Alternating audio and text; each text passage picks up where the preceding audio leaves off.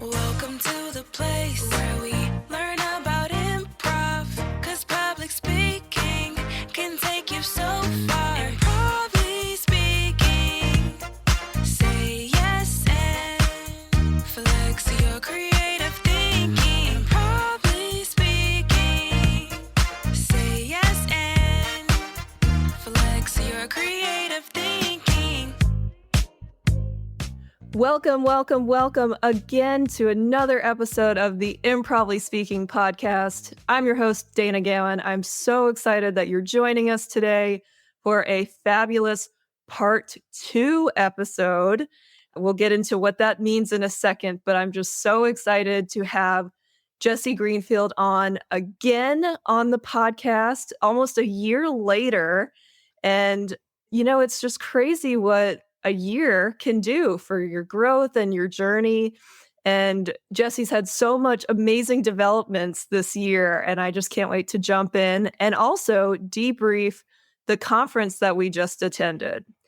Now, if you are new and joining us for the first time, welcome. Glad you're here.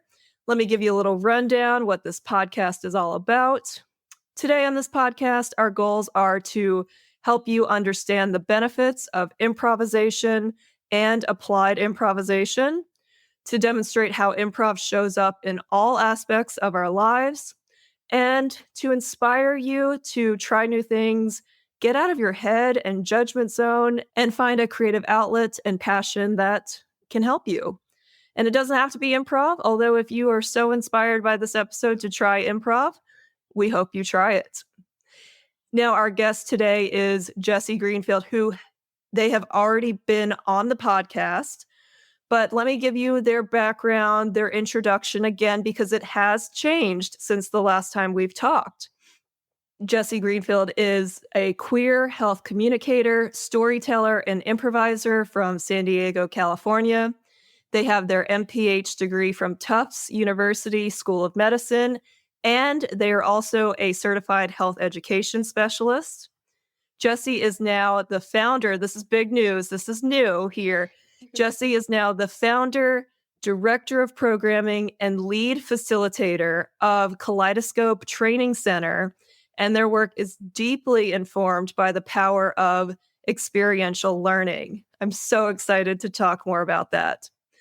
Jesse supports others in creating accessible and inclusive environments through compassion and active listening, approaching work and life from a yes and mindset, and demonstrating how responding compassionately and authentically is vital to effective teams, and also just life in general. Most recently, Jesse and I presented together again at the Art and Science of Health Promotion Conference. This year it was in Hilton Head, South Carolina. We're going to debrief and chat all about that. Let's jump in. Please welcome the super fun, super fantastic, super fearless lead facilitator, Jesse Greenfield. Oh my goodness. What an illustrious introduction. Thank you, Dana. It's always such a treat to talk to you. And I'm so glad it's been a couple weeks of this bubbling thoughts and ideas and feelings about the conference. So I'm glad we're sitting down to talk about it. I know it has been a few weeks, and we spent a whole week together. It was almost a whole week, like Saturday evening to Friday. And, I get to spend a whole week with you, and then it's gone, and then I don't get to chat for a while. It's like I'm having conference withdrawals and Jesse withdrawals too. Right. It's like this once a year, like other world that we get to be in together. That's like its own little universe. And then it goes away. And I'm like, what just happened? They send us to these beautiful places. I don't know. The conference life and this like travel life is wild. It's pretty sweet. I'm not going to lie. The conference life, and it is its own little kind of like ecosystem. Like you get into it and you forget that not the real world exists, because we're doing work at the conference for impacts in the real world. But yeah, you kind of get in this little conference bubble and you meet all these new friends. I mean, I think we made so many connections this year, especially. And then you leave and you're like, wait, new friends, like we need to stay connected.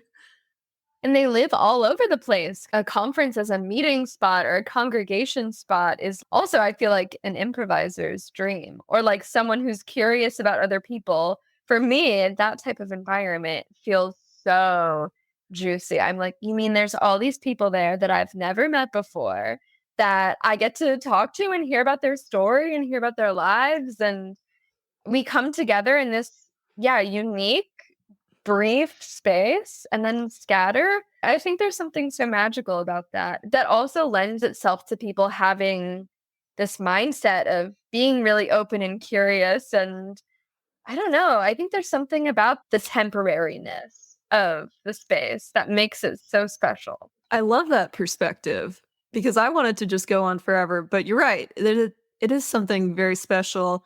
And we're both pretty extroverted people. We, Yes. certainly we still need our space and our boundaries, but we're pretty extroverted. But I do think this conference in particular, most conferences do, they try to allow for everyone, extroverts, introverts, ambiverts, to connect with each other. And I'm biased, but I think our improv sessions do a good job of helping people connect as well.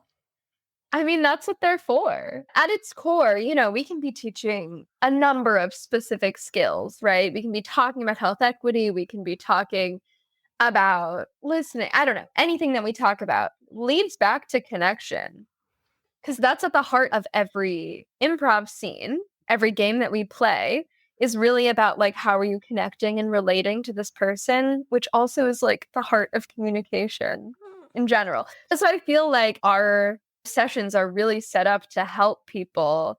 Like, I think it's a perfect thing when everyone doesn't really know each other. Maybe it's kind of awkward. They need to break the ice somehow. We all have something in common. We're at a conference with a shared interest, a shared field, but maybe just a little something that can break the ice or create some foundation of connection for people to then build on for the rest of their time there.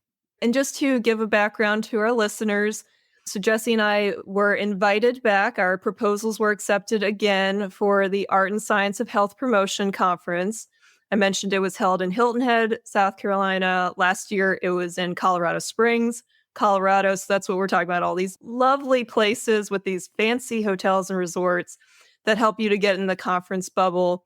And, I want to encourage you to listen to part 1 episode, which was released in July 2023 last year. We recorded it in April last year. My production team is a little slow, aka me, is a little slower in getting the episodes out.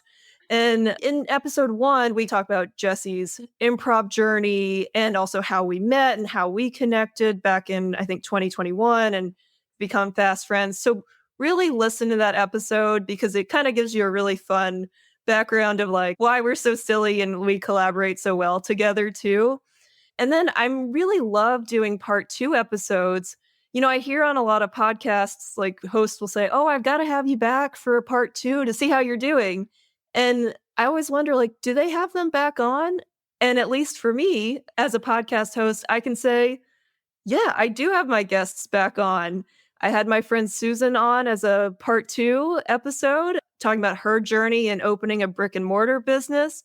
Now I have Jesse on for a part 2 debrief. So I love part 2 episodes because we've already talked about the journey stuff.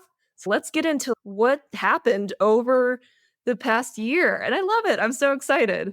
Yeah, me too. Thanks for inviting me back. I'm excited to talk more about this. Well, and Jesse, we'll talk conference stuff in a minute, but you've had a big year. You have your own business now, Kaleidoscope Training Center.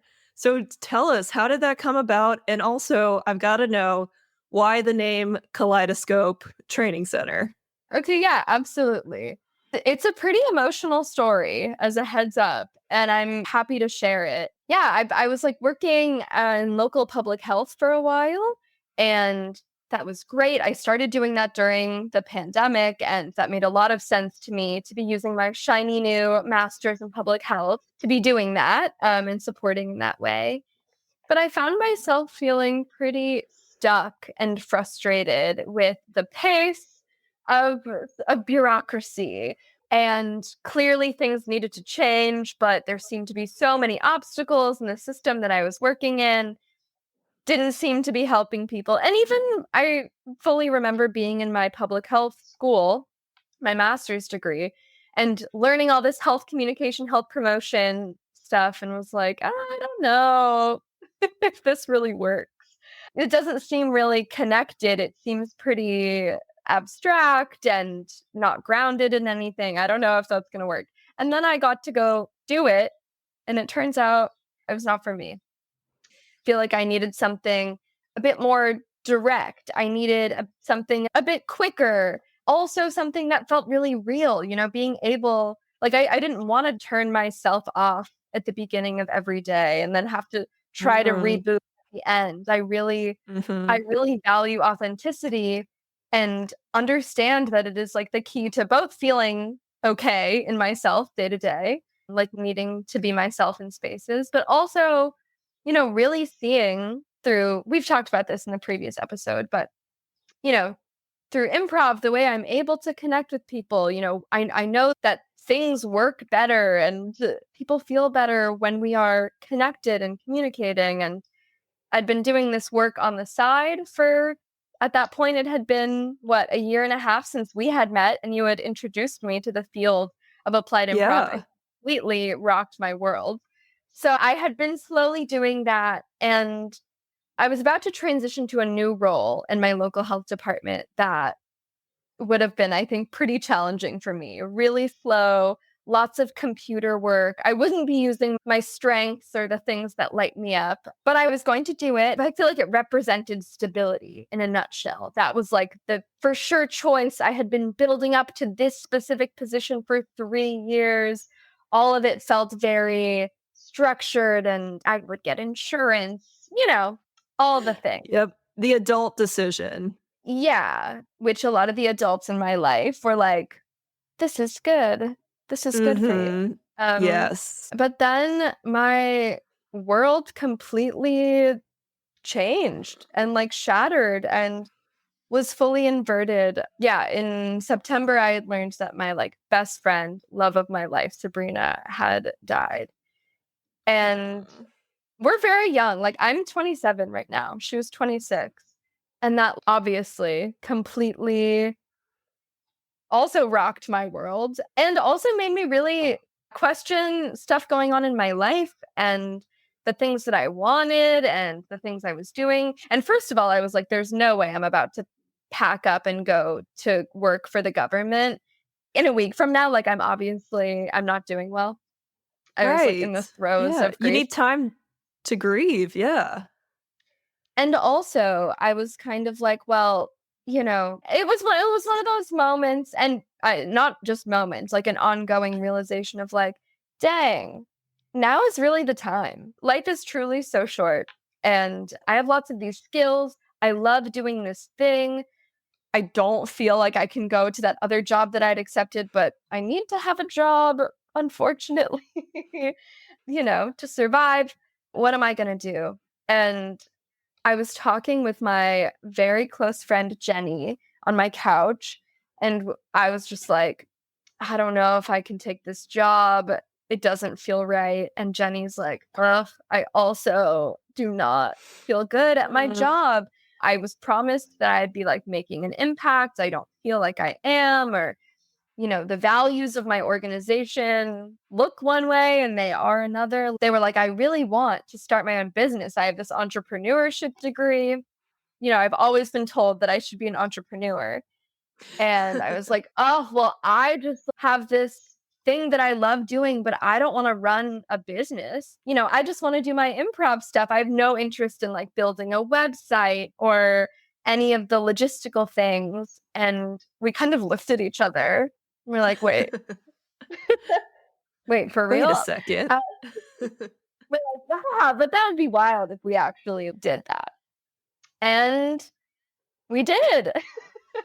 Yeah, because it really was the perfect match because it felt so overwhelming. I have no idea how you do it, Dana.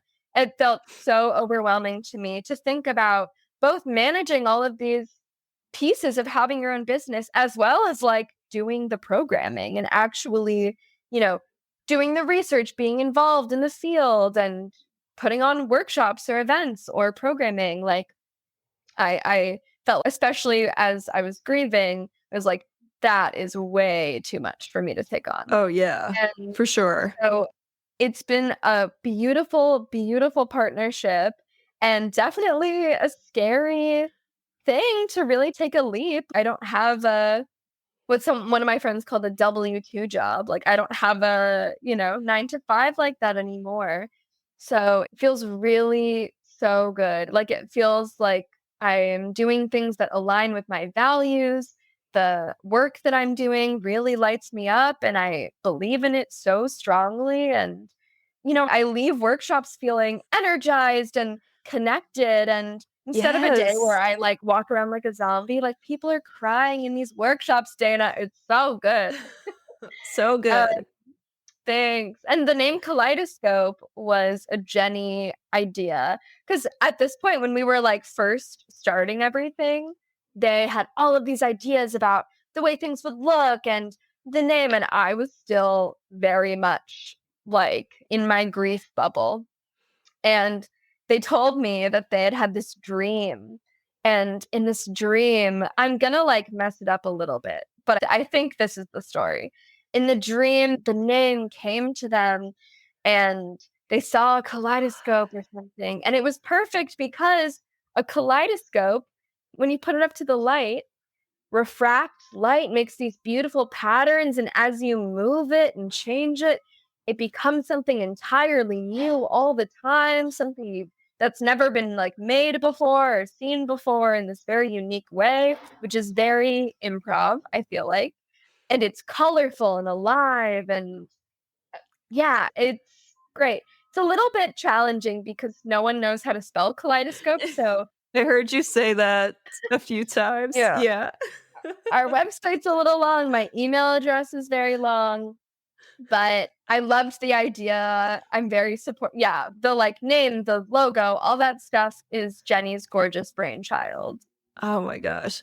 Well, I look at it as a positive because then you teach people how to spell kaleidoscope. I would spell it like it's Doscope. I would spell it Correct. kaleidoscope. I think that's how it's pronounced. So you taught me how to spell kaleidoscope too. So thank you. Of course, and, the I before E, except after C Yes, rule is confusing because it's Kalei. you're right. It's I love tricky. that came to Jenny in a dream. That's incredible. My dreams are not as informative as that. I'm so jealous. Like, I had a dream last night that a capybara, I think that's like a South American animal, was like attacking me in a hotel room that I was staying in. So I don't know what that means. I don't think that's business oriented, but I just love how that name came to them in a dream. Like, wow, amazing. I think that means like alignment for sure. That's a business model I can get behind, a dream-based business. Right? Absolutely. Well, yeah, we're all about supporting and following each other's dreams and the visions. I'm like, yeah, dream away. I love that. One, I'm so sorry for your friend Sabrina, their family, your loss. I mean, just so heartbreaking to hear. I remember when you told me and just felt for you so much. And I think so many of us can relate. Like, you have this huge world shift and something happens, and then you're expected to go back to work like a week later. At least in the US, we get, I think, 3 to 5 days bereavement leave if you're related to the person, right? And this is your best friend for life. I hate that it happened this way. It was the catalyst for you starting your business. But also, I'm so glad to hear that you feel like you're thriving and you're just in such alignment. I mean, I relate to it too. Like, why do we need this huge world shift and catalyst to actually put us into perspective of what life is all about, right? But I'm so glad you listened and you weren't like, no, I need to have that W-2 job to feel safe and stable. Bump that. I want to feel in alignment and feel good. And the fact that you feel lit up after each session, I can feel that too. Like I'm so lit up after each thing. You're like, I must be doing something right because this feels so dang good. Yes. I mean, it feels like I've been able to learn so much from all of my improv practice. It really was that, do I take a risk that feels so, so worth it? And like, genuinely, what's the Yeah. worst thing that could happen is maybe it doesn't work out and then I go get some W-2 job, whatever. Yeah. Or it's the best thing ever. Doing the thing that feels risky and bold is something that I even just talked about recently in one of the community improv workshops that I was teaching. Someone made a really bold choice in a big scene, and everyone was praising that person. And they were like, wow, this got to like amazing places we could have never envisioned. Like, you really took it there, and that was so cool.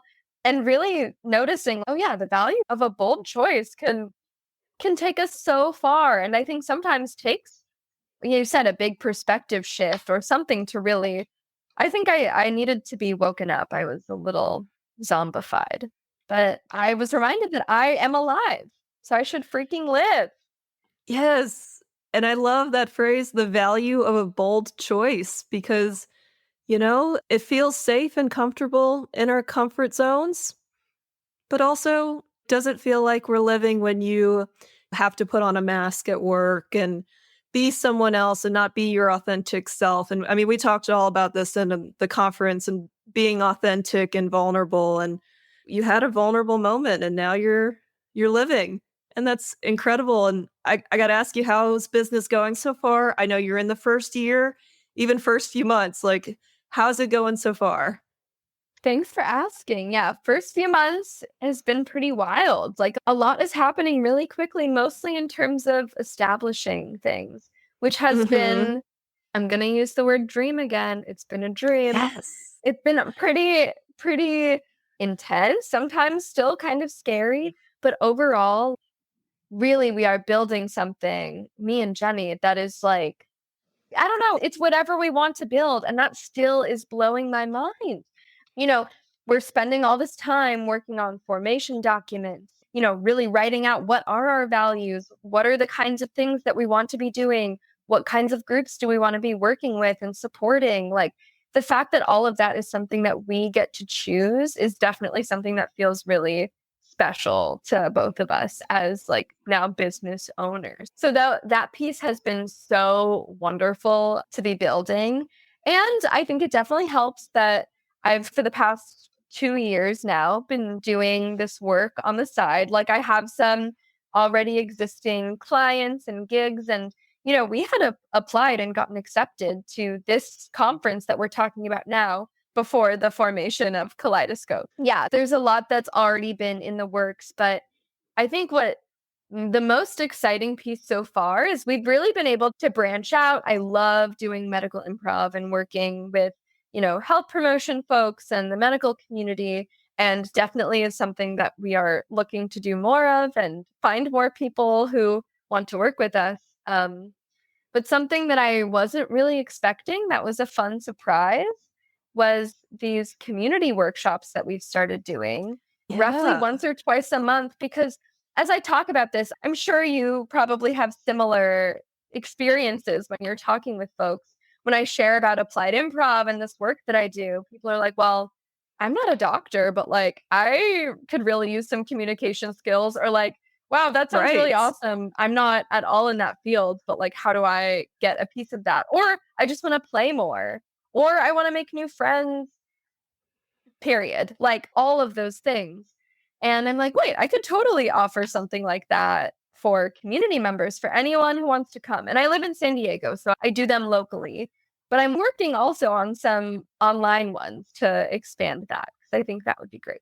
But it's been so amazing to also branch out and get folks from all over to come and play and share their experiences, and to use applied improv more directly applied to people's personal lives. It's really beautiful, I think, to do it in work, and something that is so interesting to me. Obviously, I talked about how I often had to shut myself down or away to Mhm. be surviving at work, but to really be able to, in a workspace, encourage folks to be more authentic, to be able to create spaces that feel hopefully like safe enough to play and explore and connect with folks. That is like a dream. I love doing that for people at work. But it's also really cool just like in people's personal lives to see how that can change and grow and also just be like a silly, fun time. So it's been going well. I definitely am looking for more opportunities all the time. And I feel like the conference circuit is a really fun way to, like you said, meet a ton of people, to share this work with folks and get connected. And so it's going well. Having that abundance mindset, this is what lights us up. We've chosen to work with these groups of people. Certainly, if an opportunity comes up, we'll see if it aligns. But Yeah. really being like, these are the groups I want to work with, and really opening yourself up to that and like what opportunities come from that. I think sometimes I know as a business owner, like I get a request and I'm like, I have to take it no matter what, like no matter what the request is or the money. And it's like, no, hold on. There is plenty of Right. business to go around. I don't have to panic. I can take it slow. We're building a foundation here, and I can accept the gigs that I want to accept and that light me up. And I think that's really important that you and Jenny are doing that work of, this is what we want. This is how we're going to do it. Like really building that foundation. Sounds like you're being very responsible business owners too. Oh, thank you. I mean, I feel very responsible in this work. Like the work that we do as applied improv facilitators or, facilitators in general, I feel a great responsibility to all the communities that I'm in, to the folks at large, to all of the medical community, to anyone I'm working with. I feel like to be holding emotional spaces, vulnerable spaces is a huge responsibility and not something that I take lightly because I know that what we do is so powerful and it is so good. And the abundance mindset is wonderful because every time I'm sharing stuff about this work with folks, people are never like, "Oh, learning through play is never going to work," or that sounds boring.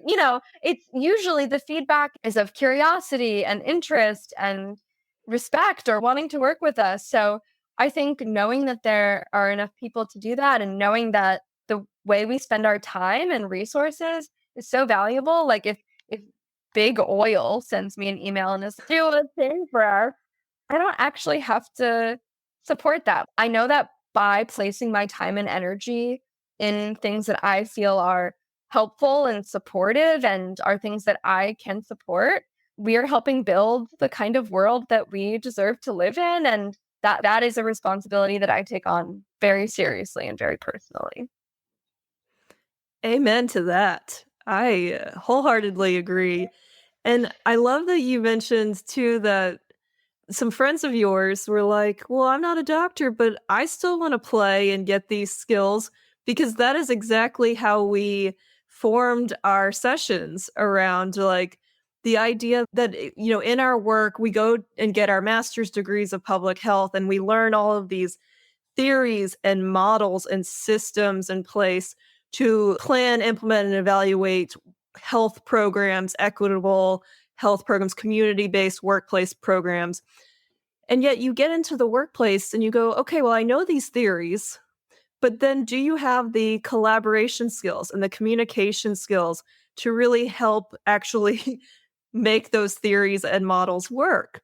And so that's exactly how we designed our sessions. And so I'll tell our listeners in our first episode, we talked all about how busy we were at the conference. We were like, we were so busy. We had 2 breakout sessions and we had 2 activity sessions. And you know what? We were even busier this year.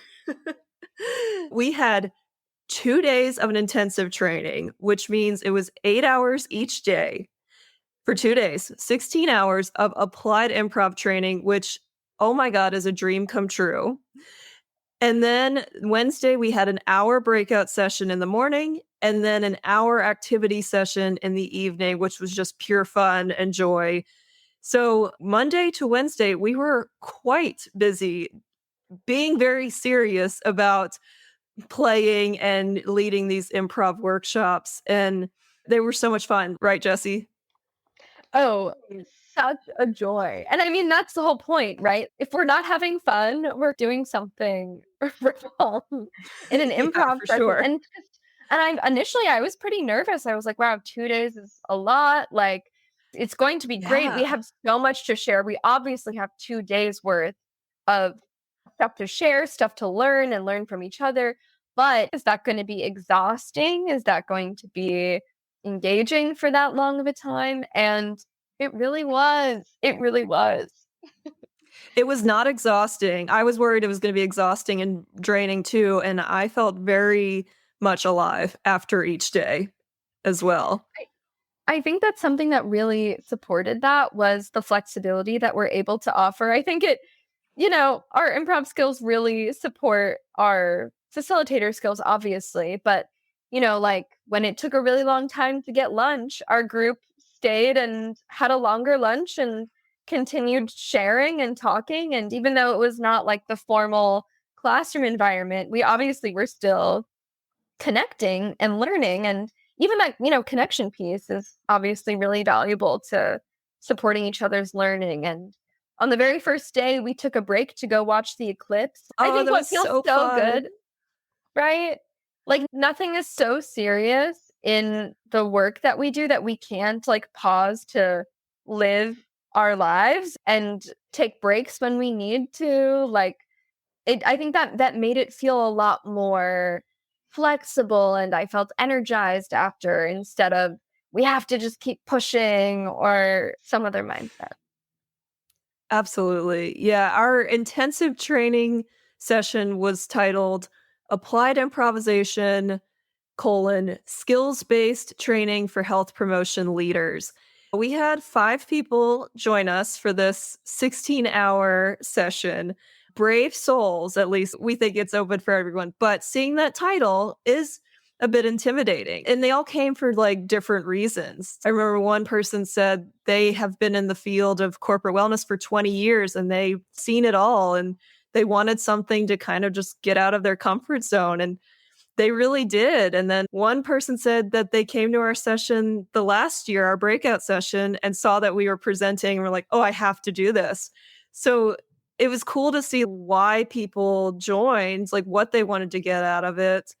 So I'll tell our listeners some of the focus areas that we had within the 16 hours, and we broke it up really well. So we talked about growth mindset, which is yes and mindset. We focused on active listening and communication, authenticity and vulnerability, compassion, psychological safety, the art of facilitation, which really kind of uses all of those focus areas and combines it into one, and you being the facilitator. And then at the end, on the second half of the second day, we called it Project Playground, where we asked people for issues in their workplace that they're really working on and they need help with. And then we sat around the table together and we brainstormed ideas. We let that person be the lead facilitator and get to use those skills that we had been practicing for the past 2 days. And I'm getting chills just like talking about it because it just went so well. I was so nervous going into it just because, full transparency, this is my first time leading a 2-day workshop. I don't want it to be the last now. It was so much fun. It was so joyful. And we showed that we really can fill that time and space in such a meaningful way. Oh, yeah. Like the 2 days, we could have kept going. I remember at the Oh, end, yeah, we could have.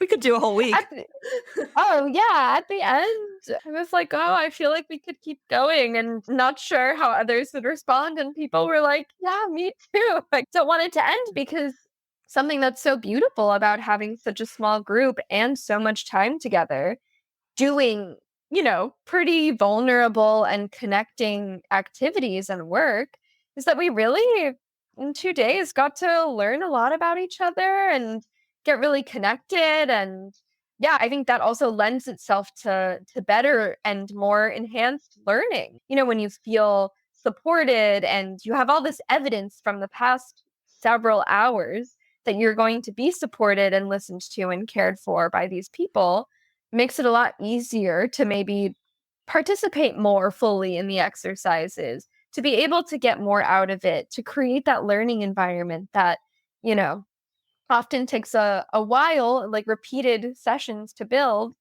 By cramming it all in 2 days, we were able to build that kind of environment that felt like people were actually able to play in, which was really special. I really liked how we structured it. So I just gave you the list of our focus areas, but after each one, that was like a core, like 1 to 2 hour focus for each one. And so we'd say, okay, we're going to focus on this area, maybe give a few slides of like research and evidence based. What is the research saying? Why is this needed in our field? And then we would stop the like kind of lecture. I say lecture in quotes. It was a very open discussion. People could contribute, ask questions. And then we would circle up. We would stand up or get into pairs. We would do exercises together for about an hour or so. We'd run different games and exercises related to those focus areas. We would debrief after each one. And then after, we would sit and let them have reflection on their own, and then reflection with a partner. They could share what came up. And then we'd come together as a group to share. And sometimes it wasn't always that regimented. We'd combine some and things, but it was not rushed. We had time, but that time allowed us to really dive into what we're feeling and what people could take back. I'm just basking in the fun, like oh, and I do wanna add too that I think this was a common phrase that we said at in day 2. We kept saying, "We are so synced up right now." Like, we played a Yeah. game, it's part of psychological safety where you have to count to 20 as a group, and everyone looks down, and we just count to 20 one at a time, and then if people interrupt each other, then we start over. And usually this game can take a while. It can take 5, 10 minutes. It depends how long you let it go for, how much time you have. It took us 3 minutes as a group to do that. And I remember saying, gosh, we're so synced up right now. And then in the afternoon, we played a group mind exercise where two people, they count to three and then they say a word. So they go 1, 2, 3, word. And then, you go around and you try to like condense it to actually where both people say the same word at the same time. And that can take a long time too to get on the same page, get that group mind. I think it took us just like a circle of everyone to get through, like maybe another 3 minutes to do. It's like, wow, like you could feel it. You could see it and feel it, how synced up we were after just 2 days with each other. Yeah, I agree. It was definitely magical to be a part of that and to be like witnessing people getting more under I don't know. I feel like what was really magical was being able to see that connection build as we were doing more of these Mhm. activities.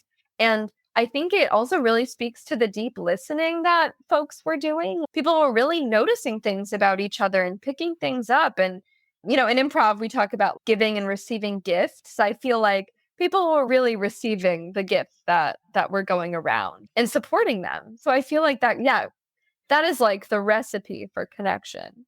And all of that good experiential learning that you had just talked about, I think the way that we formatted it and set it up is like ideal for this type of experiential learning where, we'll talk about something and it's important to share the research and give the background and then to right away be able to practice that and see, oh, maybe here's where I'm not really getting it, or oh, now I know what this feels like in my body. Like I've had this experience now. I know a little bit more about it, or I can see how this works. I think having that ability to do that on the spot and to do that to really integrate the learning immediately is so powerful and helped us, yeah, create those connections. What was your favorite standout moment or part of the intensive? Oh, that's so hard. I It's should have hard to thought pick about one. this before. All of the 16 hours that I spent I know, right? together. There was so much silly joy. And okay, I think it was really cute and so sweet. we played this game called I Am a Tree, and which Yes. is so many things. It's a support game, it's a listening game, it's a world building game where someone will go up to the stage, whatever that looks like. We were just in a room, but we'll go up and say, I'm a tree. And then one by one, people will fill in the world around them. Maybe they're like, I'm the swing hanging off the branch of the tree, until we get a whole world that everyone is included in, that we've all built together. And watching the like speed and excitement that folks were playing that game. And I think my favorite moment was at the end.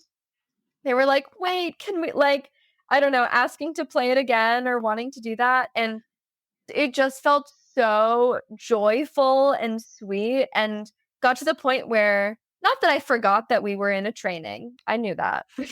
Of course, um, right. We're always in right. But I'm control. like, Yes.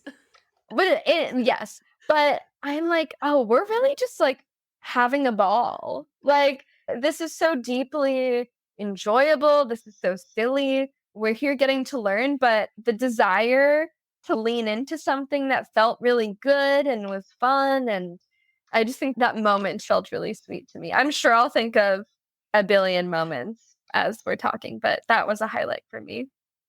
And the creativity that people had. I think we played I Am a Tree 3 times, probably, at least. We played it, I think, halfway through in the first day, and then people asked, "Can we play it again to end it?" And like, "Sure." And then the next day we're like, "Can we play it again?" And then every time, like, people got a little bolder in their choices, and like the things that they were adding to the scene, the little tableau we were painting and making were brilliant. I mean, just I think that's a sign of collaboration because it's like, oh, I would have never come up with those things. But together we built that because me creating this thing made you think of this thing. And I think one was like a witch or something. Like there were so many characters that came out. I think someone was like a red carpet, like just like the red carpet. And it's just the creativity we had in that was just so brilliant. And also the smiles and the laughter too. So fun. It's the listening. It's the power of the bold choice. It's really letting yourself be affected by other people and their decisions. Like, not pre-planning, oh, there's a tree and then maybe four more people go and you're like, oh, I'll just do the thing that I was thinking of. You're really building on what someone is doing right before you, and it's growing, it's changing. It's this deep listening and awareness and desire to support others' choices by, supporting that bold choice. Like, we're building something wacky and gorgeous. I think someone was wind with the tree at one point. Like, it was, oh, I think I was a cow because the wind made me think of tornado, and I was like, I'm going to be a cow. And those ideas, you don't think of until someone else has them. You're like, oh, I can add to it. That was so fun. Yes, the creativity that is unlocked when you're, inspired by others' creativity, as well as encouraged to be in that kind of environment where you're Yeah. playing, I think really leads to these ideas that get us outside of our heads and bodies and get us thinking in this like other dimension where we are the wind. There's something so special about that. And even though it's a very simple game, yeah, I loved it. What was your favorite part? All of it, of course, which I know is the safe, simple answer. But I will say, I really loved the end when we did our improvised graduation ceremony, which we came up with because with the intensive, you're supposed to give out a certificate of attendance or achievement. And we were like, that's so boring and lame. Like, you'll get that from the conference, whatever. But let's make it special. And how it happened and then how it evolved to because we were so synced up, we ended up standing at the back of the room. We had everyone line up and they walked one by one to the back of the room and they shook hands with us. They got their invisible degree, their certificate, and then they all gave a little speech at the end, which we did not plan for. We did not ask them to do that. And the first person did it, said a few words of what they got out of the workshop, and then they all did it. And then at the end, we all turned our invisible tassels and we threw our invisible hats in the air. And what a great way to wrap up just really summarize the whole part of the workshop. Everyone was on board. Everyone was excited. Everyone contributed. Again, I have chills just because I'm like, ah, what a special group that was. Me too. I'm like beaming right now. You were playing Pomp and Circumstance, the graduation song on your Yes. phone. Like it just was so special what we were able to create in the moment. And something that is so helpful for me, especially, transitioning out of the conference bubble into the rest of our lives, or also just like we had a really pretty intense, like emotional experience also in this workshop. And to be able to kind of have a ritual, to have some representative moment of this is ending, we're appreciating the experience and each other, like us as a group, to be able to ritualize it in that way is both so helpful for me and my brain as like okay, we have some closure. Yeah, I really appreciated that we were able to do that and how everyone was so in sync and on board and excited. There's something so special about being in a group of people who all clearly really want to be there and are on board. And yeah, I'm really grateful for the folks who signed up and stayed, like who came both days. They showed up, they like participated to the max. Yeah, I feel really grateful for them and for you. So grateful. Yes. I do want to highlight your skills as a facilitator too, because I was noticing as we were getting into the day and we were getting into the reflection part and people sharing and such, I noticed that I was getting really excited. And when I get excited, I think I don't interrupt on purpose, but I interject and I'm like, yeah, and I add to it. And I feel like sometimes as the facilitator, that can steer the conversation. Right or wrong, it doesn't matter. But then I just inevitably cut off what they were going to say. Again, not in a manipulative way or anything, but it's just how it happens. And so you were really good at bringing it back to, hey, what else were you going to say? And oh, did you have any more to add there? Like you really gave space for people. Whereas when I get excited, I rush and then my excitement just takes over. And I actually learned a lot from watching you as a facilitator in that moment. I'm like, slow down. We're good. Enjoy this moment and listen. We can add to it later, but just listen. And I was getting those constant cues and reminders from you, which I so appreciated. Oh, thank you. Go team. I feel like there's so many ways we're able to pick up for each other and support each other in that way because sometimes that also like leads the conversation in a really helpful way when you're like, "Oh, I'm curious about this," or when you're like excited and you're like, I want to make sure we do this thing," or whatever it is that when you're feeling excited and feel like you're rushing. When I feel excited, I'm like, tell me everything. Like I think that shows up in us in different ways, which also allows us to build off of each other's strengths as facilitators and co-facilitators. But I really appreciate that. That's something that's very important to me because I often feel like there are not a lot of spaces where people really get to like take up space or like explore their Yes. own ideas. So I'm like, see it through. Say all the things you got to say, and we're like here to hear it. We're here to hear it. And let's now shift gears to our breakout session, which we had on Wednesday morning after the keynote. I will say we had an excellent time slot. It's the first breakout session of the conference. It's right after a really good keynote session. People are lit up, they're excited. So we had a lot of good energy coming into the room. And our breakout session was called The Need for Fundamental, Fun Capitalized and Fundamental Skills Training for Effective, Equitable, and Sustainable Health Promotion. Honestly, just insert any industry sector instead of health promotion. Like, there is a need for these fundamental skills. And we got to highlight them in our breakout session. And I mean, the room was packed. And we only let it once. So maybe people saw we were only on there once, but the room was full, which was awesome. Yeah, that always feels really good. And I think, yeah, you are definitely right. People were feeling excited. It's the beginning.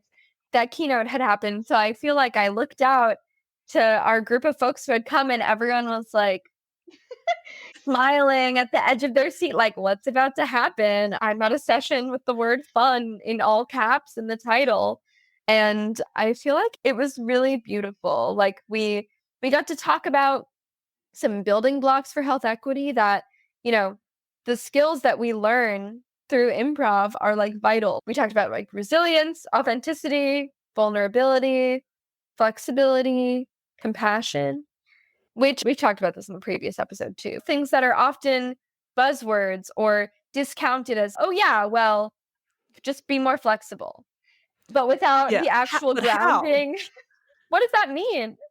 Right. So breaking down like, okay, we need these things. This is why this is part of the recipe for the stew of health equity, all of these pieces. But then how do we both build those up within ourselves and integrate those also into larger systems that go into this inequitable health system that we currently have? And how can we change it, shift the way that we are relating to each other, the way that we're connecting to advance health equity? Well, and I will say that we had a full room. I think we did benefit from one session being actually, you know what? I won't discount it. Our session was really good. We did have a session that got canceled, and it was on what was it?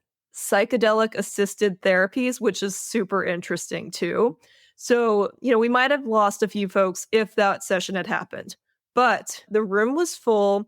We showed the research and points about applied improv or AI, the other AI that no one refers to as AI, and how it can provide experiential learning and skills to help you in your workplace, in your life. And then we played 2 exercises. We actually had 3. We did Yes Let's as an icebreaker, and then we did a Yes And game, planning a conference party using either No But or Yes and seeing what came up with that. And then, I mean, you know, we talked about flexibility. We actually had to exercise our own flexibility in the session too, because when we did the Yes And game, which was they got 1 minute to plan a conference party, end of conference party, using just no but or no because or yes but. And then they got another minute to plan using yes and. And I mean, again, the room is buzzing, it's full. So after that exercise, one of the conference organizers comes in and whispers to us and says, "Hey, you're being too loud and disturbing the other groups and the other presenters. They can't hear the presenters on the other side of the wall." And you know, we go, "Oh, okay, we'll try to calm it down." But secretly, in both of our heads, we're like, "Yes, we did it. We caused a ruckus." Too much laughter and joy. So then, for the next exercise, which we were planning to be a pairs exercise again, we then said, "Okay, hey team, we're being a little loud. We're disturbing the others. So instead of everyone breaking out, we're going to ask for 2 volunteers to run this exercise so that you can see how it works." And our 2 volunteers were excellent. They did a great job. We were a little rushed at the end because I will say, at least in my mind, we were so used to having so much time and space to talk about things in the intensive. And then we went to a 1-hour breakout that, you know, we held on to the slides a lot longer. We were just so excited about it. And then, you know, we had to rush through the exercises piece, which I know people wanted a lot of. So I say if I and when we do this again, we now know that informs it to, you know, get through the material and allow more playtime. Yes, that I think is the challenge of being a research nerd. Because I want to share, I want to be like, look what's happening in the field. This like theory stuff that is so interesting to me, especially because we had gotten to do a lot of playtime and, you know, 16 hours versus 1 hour is a very different kind of thing and different pace. But I think hearing all the feedback that I've gotten all the time is like, talk less, play more. And Mhm. I need to listen. And I think as I practice more, it's getting better and better. But I Yes. also think that is super helpful for me to hear because a lot of the time I still feel like I have to defend myself and improv as a whole and applied improv and this work that we do, where I am like, I have to justify it with all of this research. Sometimes when you're trying to, get people on board with the idea of play and learning through silly games, I often feel like there's a type of convincing I have to do, or I have to, Yes. prepare myself with all the data to be like, I promise this is legit. But in a setting like that, or I feel like most of the setting, the way that people are actually going to really get it is by doing it. And I mean, that's the whole point of the work, is that we want it to be applied, we want it to be experiential.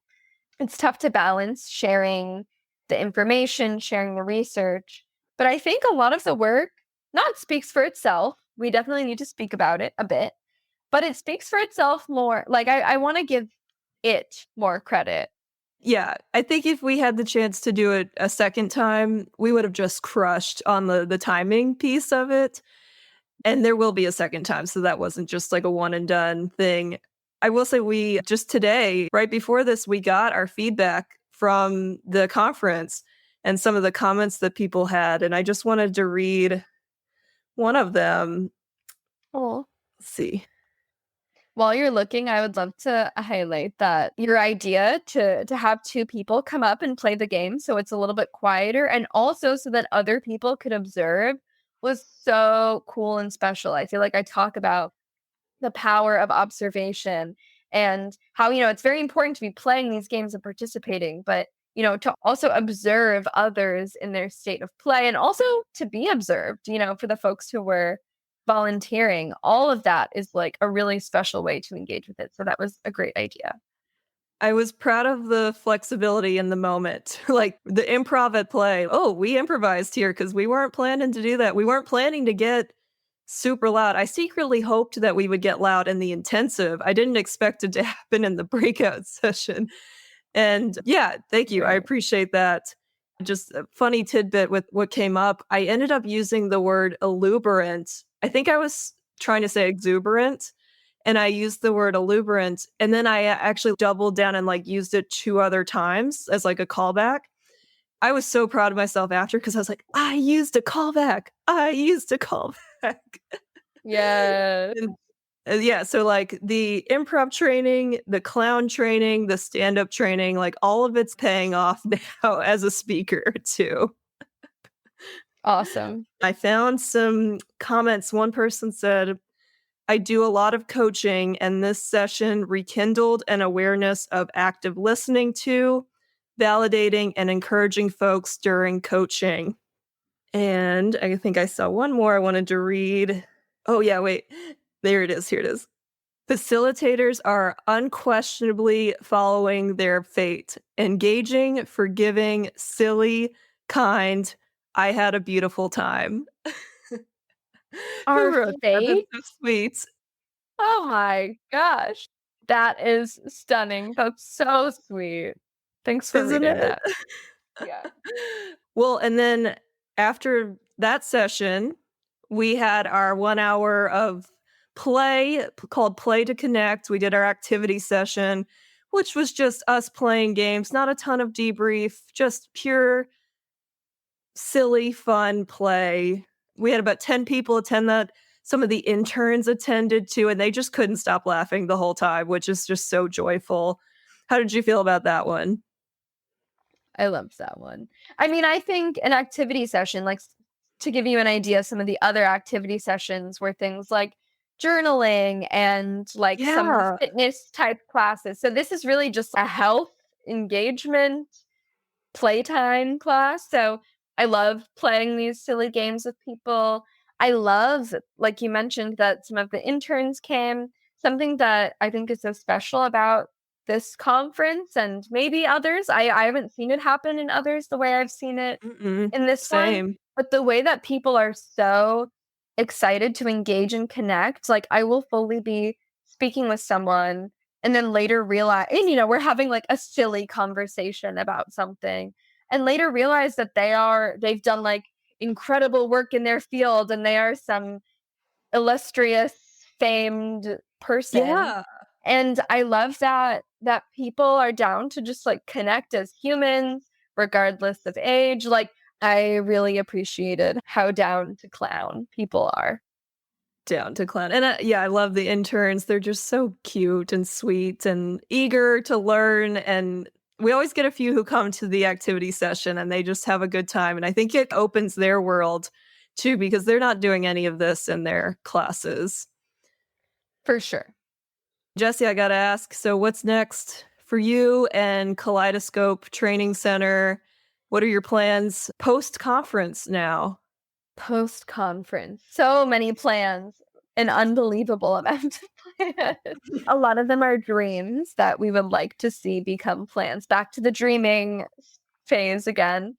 But we're building up more of these community workshops and starting to Yes. offer some more online courses. I think that it will probably have passed by the time this episode will be released, but I'm going to be doing an online, like a virtual improv for communication workshop. I think it will probably be building up to a series at some point.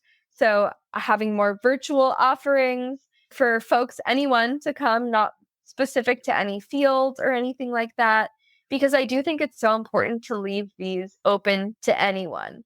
Because I have, some upcoming gigs with organizations, but those are like for their employees. I'm not able to invite anyone to that, Right. obviously, or folks who are interested. That's like for an employee wellness program or for a medical school. I'm training medical students.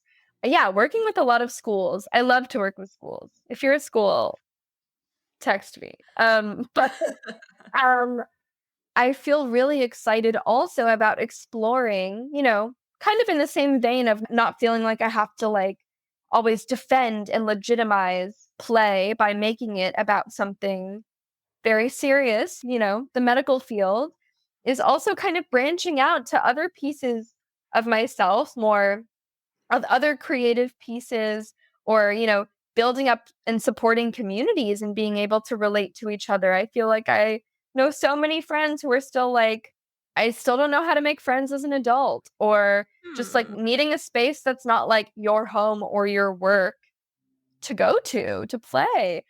Or, we talk so much about how we don't often get trained in these skills as humans, trained in things like communication, flexibility, resilience. But to be able to provide a space to explore those things and have fun, I love doing that and trying to make it as accessible for as many people as possible. I'm working with a lot of queer youth. They're one of my favorite groups of people to work with, literally the most creative beings on this planet. They're so good. Yes. Genuinely, when I'm like working with middle schoolers, I'm like, you guys should come to my adult class and show them how it's Oh, done. yes, Um, they should.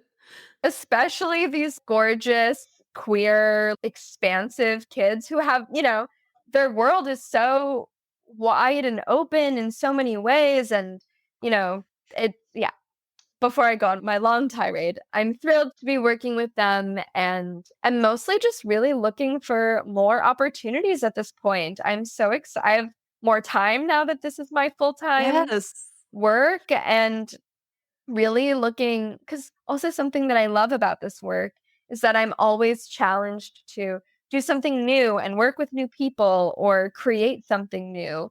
Um, so I feel really open and excited to branching out. Like I love working within the medical field. I love working with social workers and teachers, like other social services people, folks who are often on like the front lines of working with other people. I love doing that, but also really open to where this journey takes me, maybe some dance, other I don't know, other types of creative arts. And yeah, I'm just excited and feeling really open.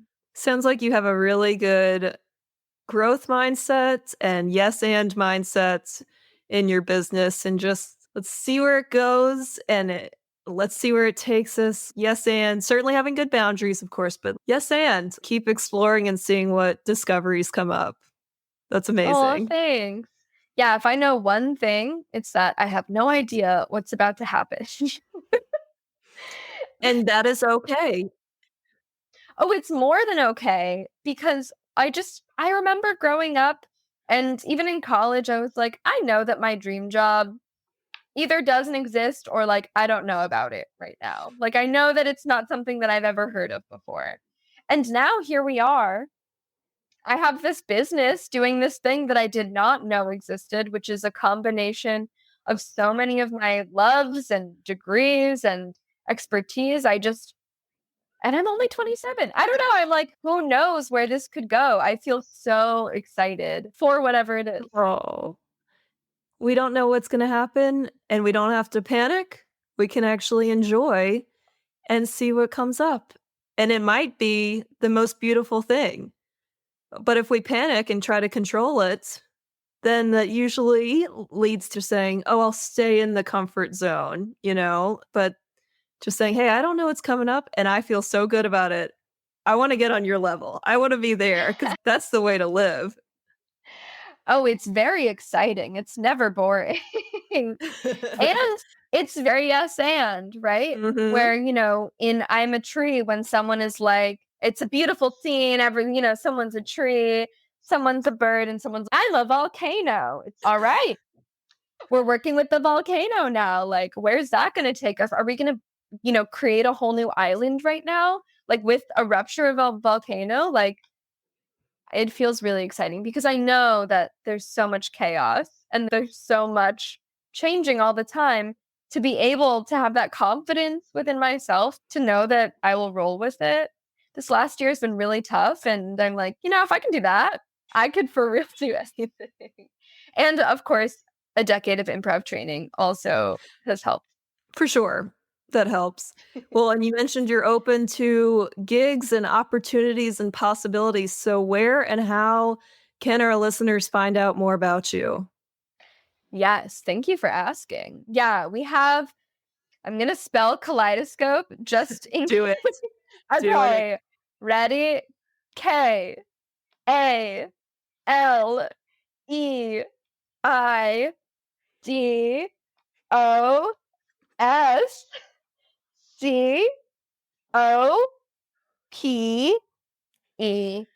Thanks. Okay, that's how you spell kaleidoscope. Our website is kaleidoscopetrainingcenter.com. There we have like all of the info that you will need. All the mission and vision and values and stuff that I was talking about in the beginning, what the work is that we do, as well as all the logistical details. And you can also see upcoming workshops. So if you're interested in like maybe a virtual workshop, or you are close to San Diego and would like to come to something in person, or maybe, I don't know, I'm mobile, maybe I'm doing something in person near you, all of that will be at kaleidoscopetrainingcenter.com or on our Instagram, which is also Kaleidoscope Training Center. And our LinkedIn, we also post some stuff on LinkedIn, and it's like Kaleidoscope Training Center. And the last one, if you want to email me, which this is also on the website and is pretty easily accessible, but it's my name, Jessie, Jesse, at kaleidoscopetrainingcenter.com. It's a long email address, but once you email me once, then it'll just pop up. Yeah. You just got to do it once and then it's in your contacts. Yeah, and we're very open to working with a lot of different folks. I feel very proud of this and very excited to be working with Jenny, who is pretty well versed in doing some like inclusive business models. So we have a lot of sliding scale payment type things. Like we really want to make this like Nice. accessible and supportive to community. So definitely encourage folks to reach out. I love that. Jessie, I hate to say goodbye, but I know we'll talk again because honestly, I think we make a great team. I mean, we're improvisers, so that helps, but I think we collaborate so well together. And I just want to say that, we had a lot of planning. We met once a week since January, leading up to April for the conference. We would meet once a week to work on our presentations. And I can just remember coming into some of our meetings being low energy, and I would tell you that like, oh, I'm tired, I'm low energy today. And after the hour, I would be so lit up and so excited. And that is the energy that you bring into your relationships with people, your friendships, and also to the world. You brighten my day. You brighten others' days. I hope we don't have to wait a whole year to do our next collaboration, is what I'm trying to say. I hope we can collaborate again sooner, but you know what? If not, look out. Art and Science of Health Promotion Conference. We're submitting again, and hopefully for other things as well. Yeah, that's our place. No, I really, really appreciate this collaboration. I mean, you fully have ushered me into this field. I still cannot thank you enough for that and feel really grateful for the way that we work together, the consistency in which we're able to show up for each other. And also, Yes. we've mentioned a few times, really support each other by using our strengths to build up Yes. this team that we've created. So I feel really grateful and excited about it as well. We will talk soon because we've got some proposals to work on. And we also got to reach out to our friends in our intensive session because we all gave each other emails. And it's like, oh, we got to connect again after talking about it. We'll definitely be starting a little thread with our core group of peeps because, I mean, we got to check in and see how they're doing with their applied improv skills now. Yes, absolutely. Yeah, can't wait. Jesse, thank you so much for being on. I can't wait to see all the beautiful and gorgeous things that Kaleidoscope, we've already spelled it and we used our bodies to spell it out in the video too. I can't wait to see what Kaleidoscope Training Center accomplishes. Congrats and break a leg because you're doing an amazing job. Thanks, Dana. And thank you for listening to today's episode. I hope you enjoyed it as much as we did. I know this is a very heavy debrief, especially if you weren't there. You're like, oh, I didn't get to experience that. But I hope you could just see how much fun Jesse and I have when we're together and when we collaborate. And, we bring in both of our worlds and both of our brains. And there's just so much excitement and enthusiasm around applied improv. And I think that definitely comes through when we present together too. I love working with Jesse because they're very much into research and I am about 10 years out of school, 10 years plus out of my grad school experience now. And I just feel like in grad school, I had to read a lot of research papers. So then when I got out of school, I was like, I'm never reading research papers ever again. I don't have to do that. And actually, applied improv has gotten me back into the research mindset of like, oh, let's see what's out there. What are all these researchers and universities studying now? And how are they studying applied improv? And what methods are they using to do this research and show evidence based results that it can work and it can help? And so it's been fun to really find these research studies and see that there are professors and researchers out there that enjoy this work and use it and study about it. So anyway, we have a good time. And, I think we're recording this about 3 or 4 weeks after the conference. So we have had some space to get back into the hustle and bustle of our regular lives. And when we got off, I told Jesse that, I've been in this space of overwhelm and feeling really rushed, and there's so much to do. Probably when this episode comes out, I will either have a little baby girl with me or she will be soon coming. I am expecting my first child. She's due July 30th. So, I've been feeling a lot of the low energy. I've been feeling a lot of the fatigue. I've been feeling a lot of the anxiety of being a first-time mom and being really scared and wanting to control things.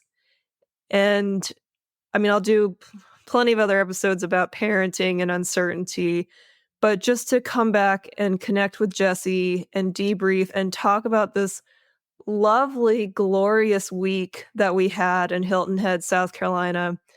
I'm so appreciative of it. And I also like that we have these audio blog versions of our sessions now where we recount what happened and what went well and what we could work on. And it's kind of nice to have that year to year and do that with someone. Certainly as a speaker, probably not going to debrief after every workshop, but it's cool to do it with my co-presenter because we have different perspectives and then we also saw things differently. It's kind of fun to come together and chat about it after. So I like our little debrief tradition, and I hope you enjoyed it too. I didn't get to ask Jesse about their other favorite conference sessions or moments. We were one of, I think, 25 to 30 other sessions and speakers at the conference. So there were so many options and topics for people to explore. And I want to give a shout out to some of my favorite conference sessions that I got to attend after our session was over. I attended a presence breakout session. I don't remember the full title, but it was all about just being present in the moment. And that was led by Dr. Joel Bennett. He also did his own intensive training session too about presence and resiliency. And if I wasn't leading our intensive, I really wished I could have been in his session because it seemed, at least from the breakout, that it was really good. And it was a good reminder. Something that came up for me at that session was that I'm always looking ahead. I mean, constantly in my life, I'm always like, when this test is over, when this semester is over at school, when this month is over, when this week is over, I just need to get through this and then life will be better and life will be easier. And at this point, there's always something going on and there's always something that's going to keep you busy and going to challenge you. And I'm always looking for that thing to end, to give space for everything else. And it's like, why don't I just give space for myself right now? And one thing that came up during Joel's session was that even at the conference, I was looking ahead.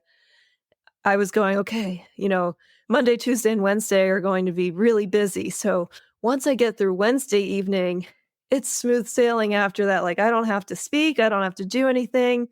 Then I can relax and enjoy myself. And it's like, all right, just enjoy every moment, even the busy days. And I will say, like, I certainly was present. I was excited about each day, but there was still a piece of me that was like, okay, get to Wednesday, get to the end of Wednesday, and then it'll be so good. You'll feel so much better. And I want to really challenge that mindset more for myself. This is just a part of my growth to just be like, yeah, Monday, Tuesday, and Wednesday are busy. Let's enjoy them, see what comes up. And then, we'll rest on Thursday and Friday and it'll be fine. But every day is good, no matter what is going on. So just a little bit of personal development there that I took away from someone else's session.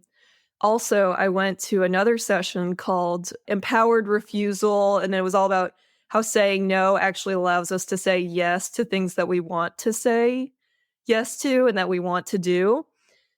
And this session was led by Dr. Vanessa Patrick. And she has a book called The Power of Saying No, The New Science of How to Say No That Puts You in Charge of Your Life.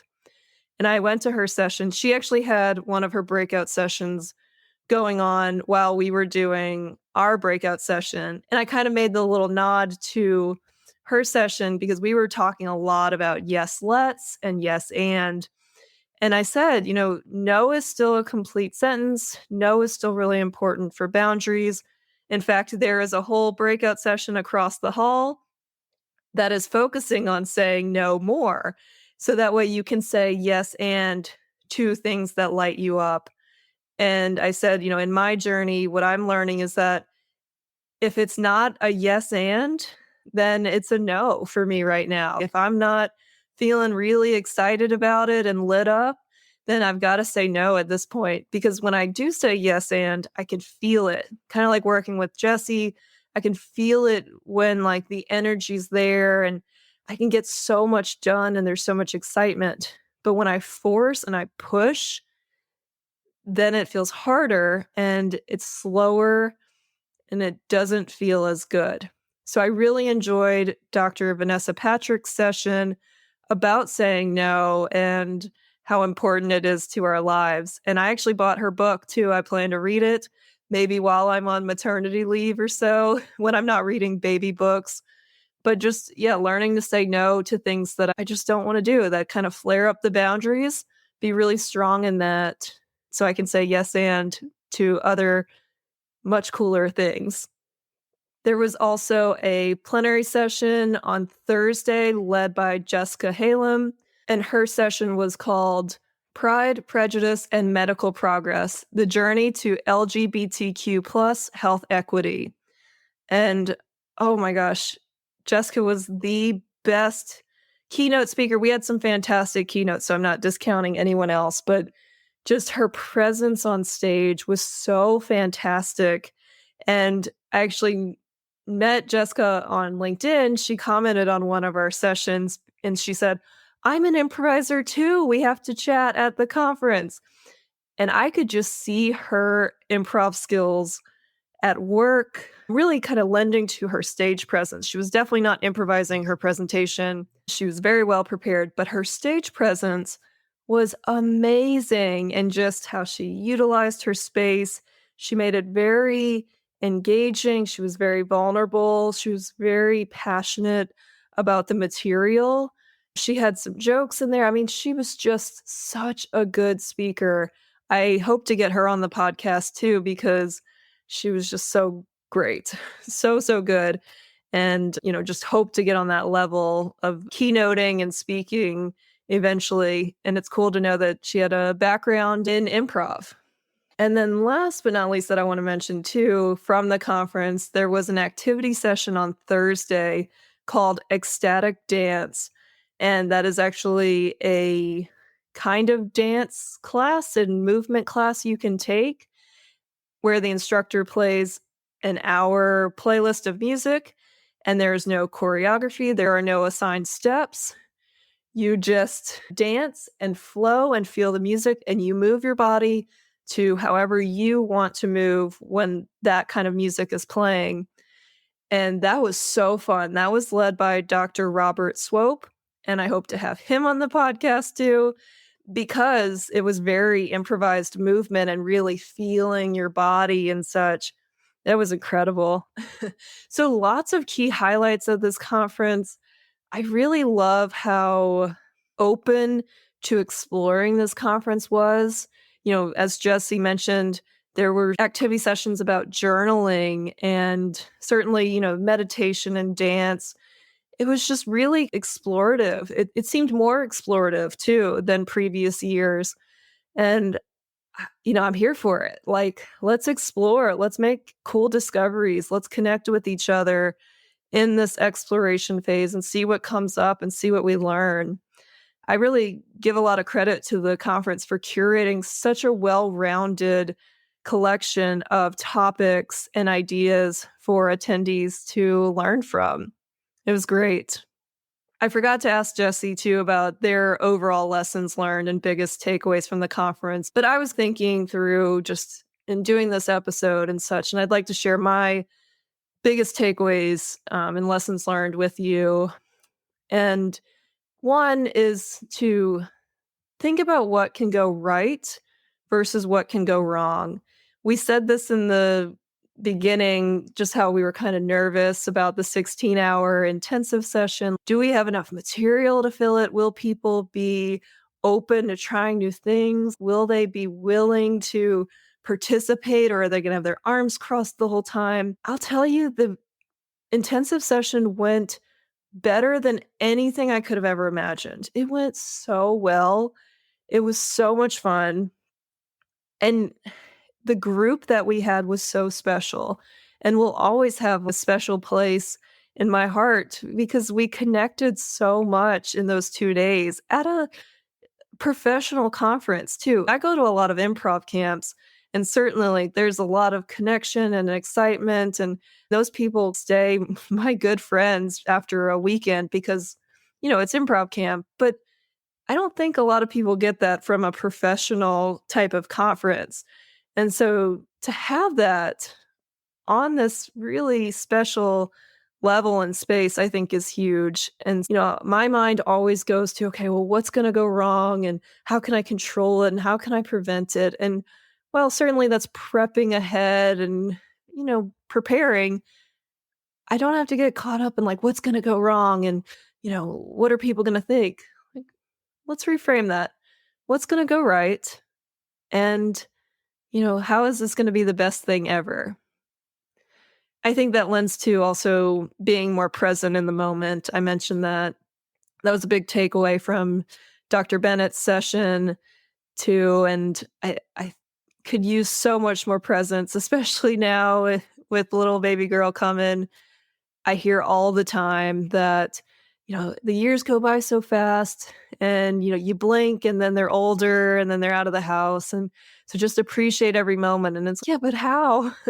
And I felt that in the session that focused on presence, that I could use that more. So practicing more presence and mindfulness and improv while on stage can also help in my life too, with all these big changes coming up. Also, with talking with Jesse today, and then also, of course, doing the conference sessions, I want to do more longer trainings. And I know Jesse does as well.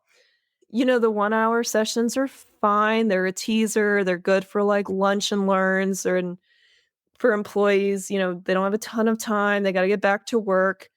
But I believe that the real work comes from the workshops. 2 hour workshops, 4 hour workshops, 16-hour workshops, 2 day long workshops. That's when you really can start to see impacts and outcomes. And I want to do more of those. Jesse was talking about how them and their business partner have been talking about, like what groups they want to work with and really writing down and being really strategic in what they want to do. And I want to make that a part of my strategy as well. I am open and willing and wanting to do more longer trainings for groups and organizations because I think they're so important. And I think they'll be so meaningful for the groups and organizations that want to do that.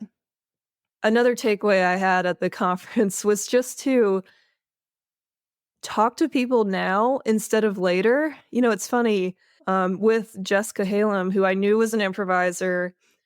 I also knew that she had this big plenary session and, she was probably busy on Thursday. But I would see her at breakfast and I go, oh, I want to talk with you. Like, let's chat, let's chat. And then all of a sudden, snap, like the conference goes by and I didn't get to really chat with her. And I was like, why did I do that? Just talk to people now. Or just be like, hey, is now a good time? Or can I get in with you, after this session and just hear more about your improv journey or something? Like, I feel like I was doing that with a lot of people, like, oh, let's chat later, let's talk. It's a 3-day long conference. There isn't that much time. And I think that goes back to the presence piece and not putting things off to later and actually doing them now. And I know I can improve upon that. Overall, I just want to say that this third year at the conference felt like a charm. Third year's a charm. It went the best of the 3 conferences. Each year, we've grown in how we've presented at this conference. My first year, I led an activity session, 2 activity sessions called Guided Improvisation for Connection and Creativity. And I got about 10 people at each of the sessions. I felt so good about it. It was so much fun. And then last year, we presented a breakout session and an activity session. And so we reached more people. And then this year, we did an intensive, a breakout, and an activity session. And the reach we had this year well surpassed the reach we've had in the past 2 years combined. Like, we really got to reach a lot more people this time with our message and our topic. And I think people got a lot out of it too. On Thursday, I was at the keynote and they had some extra time. And so the conference chair did a little icebreaker where she said, find someone you don't know and share a big takeaway that you had from yesterday's sessions. And I was sitting there, everyone paired up. I had gone outside and I came back. So I was like, well, I'll just sit here. And someone came up to me and said, hey, I attended your session yesterday And I wanted to tell you that that was my big takeaway. Yes, and having a growth mindset, that meant a lot to me. I don't hear that a lot in my job, in my role, in my world. And I'm going to take that back with me. So thank you for giving me my takeaway yesterday. And I said, oh my gosh, thank you so much. That's incredible that you had that. And I love that that was your big takeaway from yesterday. So that was so cool that one, that person was willing to share and that it happened. So again, the reach was just incredible. Just look out, world. Like, we're focusing on health promotion conferences right now, but honestly, these skills can apply to all industries and sectors. Just take out health promotion leaders and insert any other kind of business or job role, and these skills can help. And I know that this is not the end for Jesse and I in our collaboration phase. There is a lot of uncertainty ahead. I told Jesse that with baby girl coming, I am not sure what next year will look like in presenting and going to this conference, which will be in Arizona next year. But I said, let's both apply. Let's submit proposals together. And then, in the event that I can't go for whatever reason, you can do it. You can definitely do it on your own. It is more fun to do together, but also, I don't have to make that decision now. I can totally just say, hey, we don't know what next year brings, but let's just submit now and see what comes up. And I think that is totally fine. I definitely hope that I can attend this conference again, whether it's next year and in the future, because I think it's such a good conference. I will add to the show notes the link to the conference if you are interested in attending as a health promotion leader. Please check it out. It is such a good conference. So, so good. And I promise they did not tell me to say that. We just have such a good time. And I really want to give them the praise that they deserve. The conference has been around for 34 years. So they're doing something right. And they're really putting on a good conference. I'll wrap up here by saying that you heard Jesse talk about how this business is a dream. Literally, the name of the business came to their business partner in a dream, but also just working on this topic and this field and getting to make these kind of impressions on attendees is such a dream come true for Jesse. And I want to ask you, what would be a dream come true for you in your professional life, in your personal life? What is something you've been dreaming about that you're like, oh, that can't happen. I'm supposed to do this as an adult. I'm supposed to be this. I'm supposed to be stable, blah, blah, blah. Like, you've set these limitations. But what would be a dream come true for you? And how can you make it happen? I totally agree with Jesse that this work that we're doing is a dream come true. And there's always been a part of me that wanted to own my own business. And then there was the other part that went, I don't know anything about owning my own business. And what would I do? What would it be about? I have no idea. I didn't go to school for owning my own business. How would I run it? All this stuff. But having these improv skills and really like mindset shifts has helped me say, you know what? I don't have all the answers, but I want to lean into this. And by doing that, it has been a dream come true to be able to lead these workshops and speak on stage and just have all of this silliness and fun. And like that comment said, really find our fate in the best way possible. We're doing what we love and it shows, and other people are recognizing it. What would be a dream come true for you and really light you up? Certainly, please reach out to Jesse to collaborate and talk about any opportunities. Also, you can reach out to me if anything resonated with you in this episode. You just want to chat more about applied improv. You're like, how does this work? I don't get it. Whatever came up for you, I'm always open to hearing it, and I love hearing from you. You can reach out to me on social media. On Instagram, I'm at Improvly Speaking. On LinkedIn, I'm at Dana Gowan. And my website is improvryspeaking.com for everything else going on there too. Thank you so much for listening today, supporting this journey, being excited about your own growth and development, and pushing past all those walls of fear to find that dream come true job and state for you. I wish you the best. I hope you find it. I want you to find it. And when you do, reach out to me because I will be cheering for you. Thanks so much for listening and supporting Improvly Speaking. Go out and flex your creative thinking. I'll talk to you next time.